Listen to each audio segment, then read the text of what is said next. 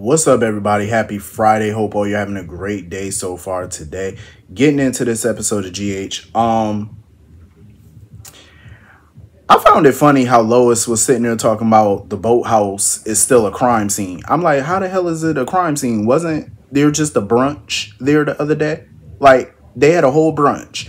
And wasn't somebody doing yoga there? That shit ain't no crime scene no more. It is not a crime scene. I'm just trying to figure out, why is Geo still on this show? I'm curious because I caught up on yesterday's episode and I watched, and I feel like his scenes yesterday with Jocelyn are literally the same scenes today with Lois. What's the point of him? What's the point?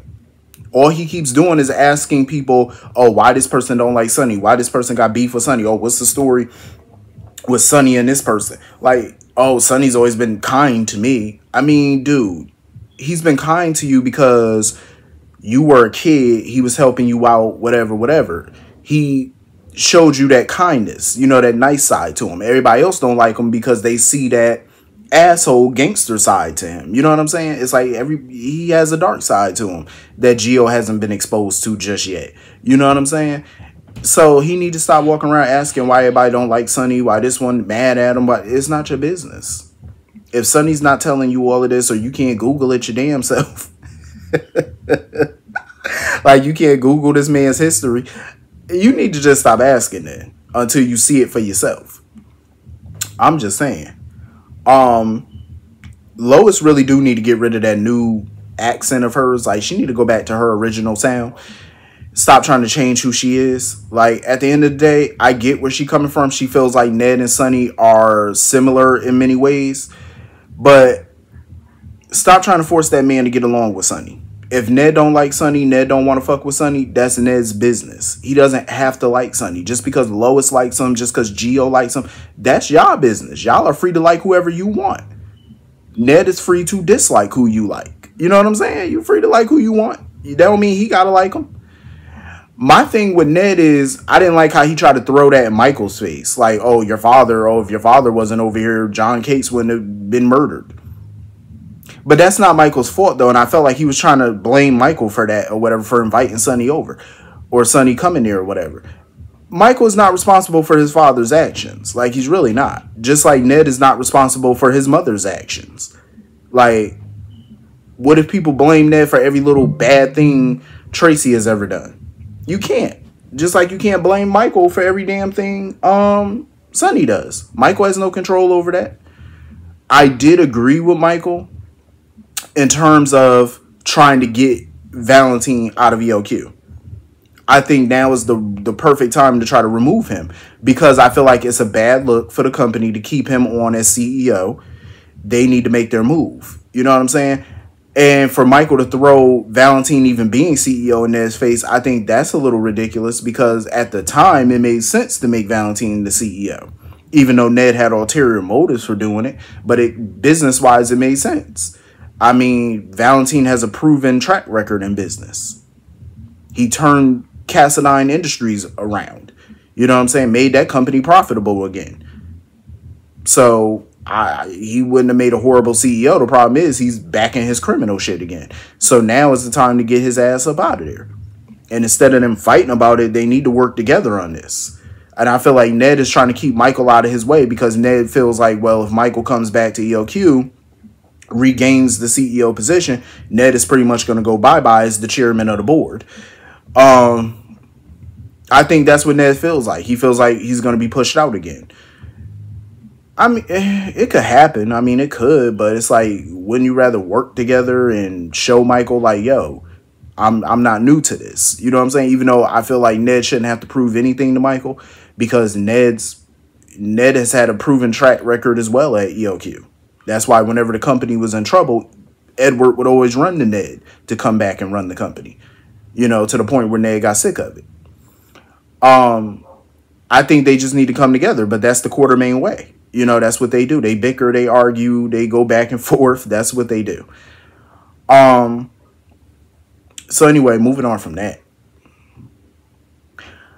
I was a little surprised by Drew promoting, you know, Curtis to acting CEO. I was a bit taken aback by that because I'm like, already? Like, he just got the health and wellness division up and running. You know what I'm saying? You're giving him a huge promotion already? I was like, okay. I mean, I'm happy for Curtis. Hell yeah, I'm happy for him. But I was kind of surprised by it because I'm like, when Drew shouldn't have had a conversation with Michael before he made that decision? Because I was under the impression that when Drew decided to run for Congress, I was under the impression Michael was already running the company. Because Michael was running the company even prior to Drew coming back to the company. Michael was the head of the company. So it's kind of weird. I'm just trying to figure out like the dialogue. Because the dialogue as far as who was running Aurora and who's going to be running it, it just didn't make sense to me. Because I was under the impression that Michael's been running the company. Even when Drew decided to run for Congress, I thought Michael was already running it. So it's kind of weird. I mean, and I also get where Portia coming from. I mean, I get her worries because, I mean, everybody has heard about the battles between the Quartermains and she don't want her husband in the middle of it. I get it, but at the end of the day, Curtis is a big boy. He a grown man. He can handle it. You know what I'm saying? I'm sure Curtis can handle anything the Quartermains can throw at him. You know, this is a huge opportunity for him, though. You know, running Aurora, and it could become permanent. I just don't see Drew winning this campaign. Even if he is up in the polls, like his numbers have gone up in the polls, I still don't see his ass winning. Because who in their right mind is voting for him? Like, like, why? He hasn't done shit in politics. He hasn't done very much shit in business. So, what proven track record do that man got for y'all to be voting for his ass? Like, I'm just saying, like, seriously. So anyway, Willow, this whole Willow Drew situation is very creepy. Like, I just feel like he be following her around. Like, the way he look at her is very, like, creepy old man. That's what it gives me. That's the vibe. Like, you know, you just a dirty old man. You know what I mean? Like, he look at her in, like, a weird way. It's like, ugh. It made me just itch the way he looks at her. But I did get where Drew was coming from. Like, if Willow don't want Michael to suspect anything that's ever happened between the two of them or that she got feelings for this man, she really need to stop running and bolting every time she see him. Like, that's not a good look. It's just making y'all look mad obvious. You know what I'm saying? Making you look guilty, like y'all hiding something or you did something. You know, why you always running off every time you see him? And that's my thing. She the one that told Michael, oh, we need a night out. And as soon as you see Drew, I'm ready to go back home. See, you making yourself look obvious as hell. Good thing for her, Michael ain't that, you know, that bright when it comes to, you know, being observant. Like, he's not all the way there. Because if I was there, oh, I would have peeped that shit. Because even Nina knew something wasn't right. Nina knew something was off. Just by the way she was looking, I'm like, Michael don't suspect nothing. Like, Michael, you can't be that aloof. Like, you can't. You can't be that dense. Like, sir, you don't see what we all seeing. Because even if I didn't know that they kissed and stuff like that, by the way she act around Drew, I would suspect something. You know what I'm saying? Like, it's dead obvious. It's giving it away. Every time she around him. You know, she act all squirmy and squirrely and stuff. It's like, what the hell wrong with you? You got ants in your drawers or something? Why you always, like, moving around weird and looking weird and making me think you on that stuff? You know what I'm saying? Hey, she be bugging. Like, be natural. Act natural if you don't want nobody to know something going on. You know, just act accordingly. So anyway, moving on from that. Lucky. I ain't gonna lie.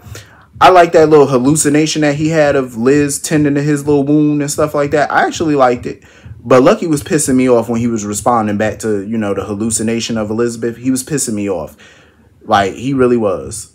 He really thought, like, by him helping people in Africa, that could atone for him not being there for his son. Sir, you are a fucking deadbeat, okay? Just call yourself that, okay? Stop beating around the bush with it. You're a deadbeat.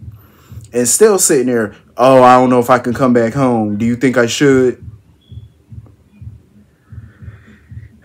Liz, stay away from him.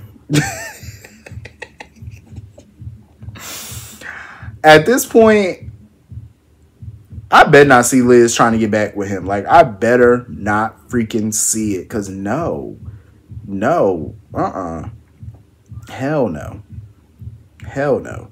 Like the fact that he could walk away from his child despite what, regardless of whatever happened between him and Liz romantically, he should have still been there for his kid. You know what I'm saying? That's your kid. You know, you don't bail on your child. Like, that's just crazy. Like, you don't call, you don't write, your child don't even know where you are. You know, that's just sad. Aiden has no way of getting in touch with him. He doesn't get in touch with Aiden. Like, that's, no. I hope Aiden give him pure hell when he get back. I hope so. I truly hope so, because he deserved it. He deserved, you know, for Aiden to lash out at him. He definitely deserved that, you know? Like, you missed a lot of this kid's upbringing, you know, and that boy been going through a lot and stuff with his sexuality, people picking with him, and his dad is not there to step up for him. His dad is not there to give him advice, because it's not because his dad couldn't be there. His dad didn't want to be there. You know what I'm saying? At any point in time, Lucky could have came home. Any point in time. He had no excuse. None. You left because you wanted to leave. You've been going from Ireland to Africa and all these different places, doing what the hell you want to do. And I feel bad for Liz, because it's like Liz has been holding shit down. You know what I'm saying? Got to work all them hours, take care of these boys.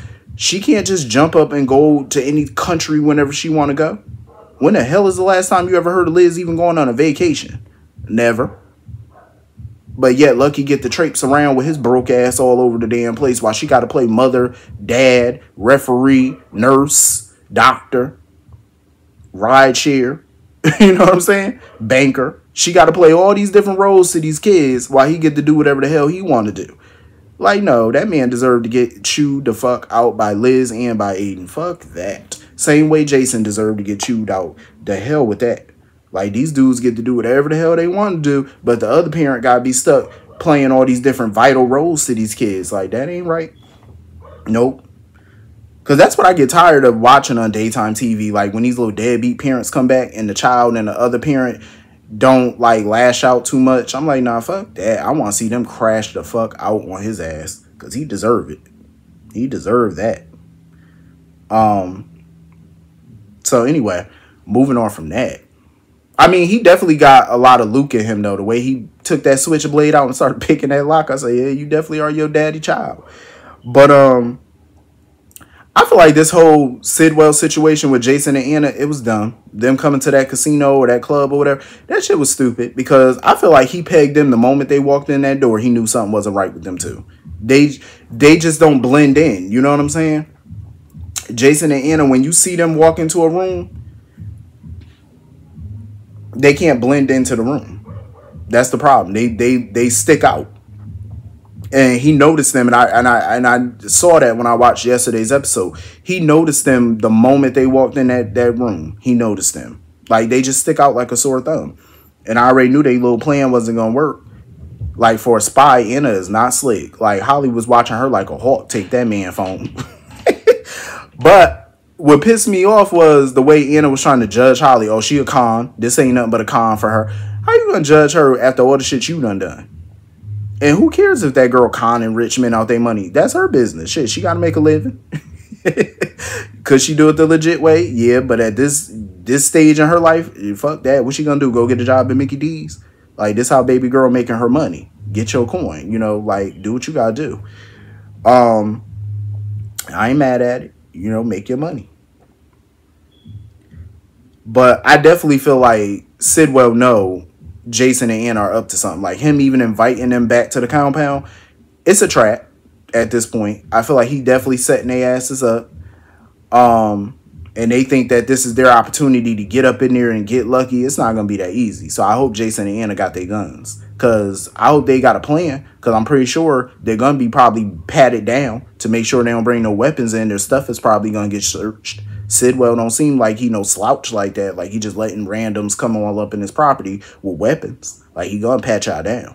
You know what I'm saying? So y'all better have a damn good plan. While y'all in the car and y'all wait to the hotel to get your belongings, make up a plan. Come up with something to disarm his people. Because Holly already gave them the lowdown. She was like, listen, that man got guards all around. Like, it's not gonna be easy for them. It is not gonna be easy for them. They better come up with something and come up with it quick. Because I got a feeling it might not be that simple for them to take Sidwell down. If he got like as many guards as like Holly was insinuating or implying, you better come with that heat. They're gonna have to come with something. And Holly, I don't blame Holly for being concerned because Sidwell Guy was listening to the conversation. So it depends on how much he heard. Because Holly could be in trouble too. You know what I'm saying? Ain't no telling what the dude done told Sidwell. Because he was like, oh, I heard your girl and, you know, basically Jason girl, you know, Anna talking and stuff like that. So how much of that conversation did he hear? Because if he heard too much, y'all going down. So you better be fearful, Holly. I'm just saying, they fucking up your coin now. Holly better think on her feet. But she a calm woman, though. She seemed like she's smart enough, you know, to think of something real fast. But anyway, that was pretty much the whole episode.